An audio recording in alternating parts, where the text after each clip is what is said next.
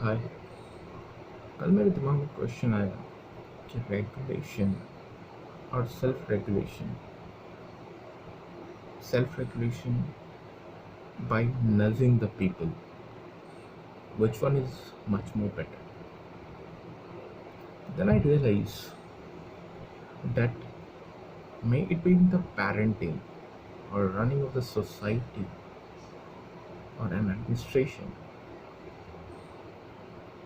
by putting harsh measures of regulation like that of, I remember in the history books, the regime of Said Shah, during his period, the law and order was very fine, but immediately after his death, there was a collapse of that system. The efficiency of the system got collapsed entirely because the threat perception or the enabling environment of an efficient administrator was not there. But on the other hand, if we look at the societies, maybe some aspect of Indian society even, or in the Japanese society, the people are self-regulated. There is some matching behavioral change which is having a long-lasting effect. Long-lasting effect. How's that? It takes time. It doesn't come within a day or 2 days. It requires a patient hard work, a gradual development. In self-regulated society, there is a freedom, there is a sense of responsibility within the citizens. Whereas in a society which is regulated high-handedly by the central administrator, there is lack of that sense of responsibility within the citizens. So whenever they find that the eye of administrator or administration is not there, they get they have a tendency to go to those behavioral attitude that is bad for themselves, or it is an against the regulations of the state or the state laws and norms.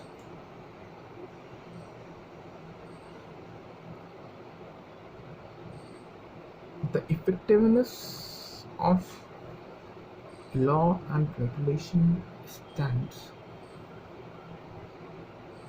till there is a enforcing authority. In the absence of that, there is a huge problem.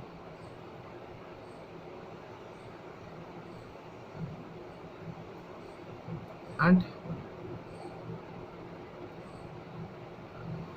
in any administration, no administration can be at every point of time, everywhere. It is your always the moral question which is always with you.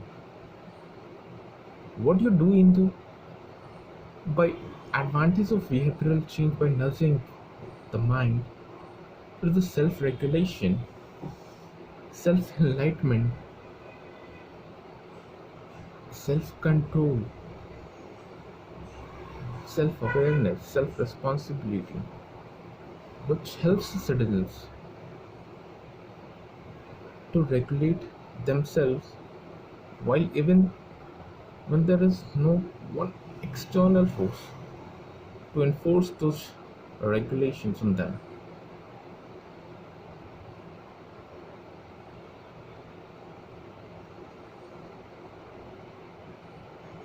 Those processes of self-regulation may take time, but it may so slow result of very discouraging in initial stage. But when you look after a decade or a 2 decade, you find a society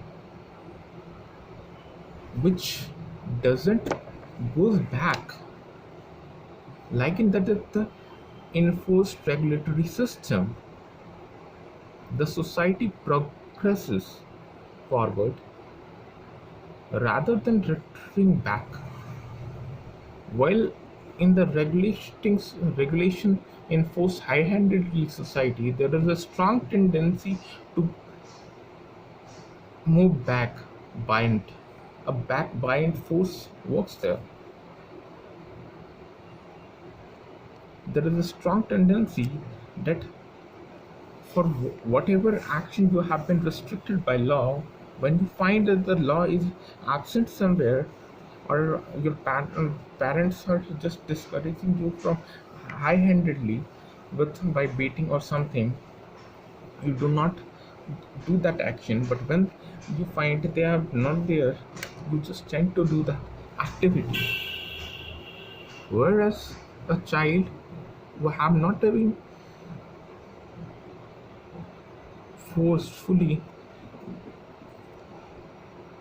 or beaten up non-beatingly, by not beating the child, you have just enhanced the moral question by the rewarding mechanism and inculcating a sense of responsibility. There is a strong tendency that the child who's having this sense of responsibility would do a better in long term, would not tend to those activities, rather than this child who have under the strict regulation of a high-handed attitude would tend back to in their absence whenever the central authority of yours is not there to enforce those mechanisms. That's the real problem. Thank you.